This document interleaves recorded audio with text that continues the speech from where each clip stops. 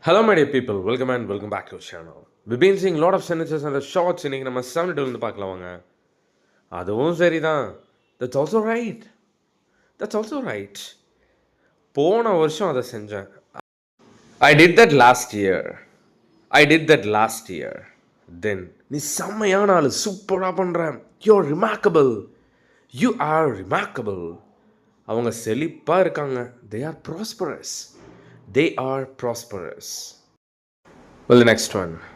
அவனுக்கு உற்சாகம் தேவைப்படுது, என்கரேஜ்மெண்ட் தேவைப்படுது. He needs encouragement. He needs encouragement. And then அவனுக்கு நான் வேணும். He wants me. He wants me.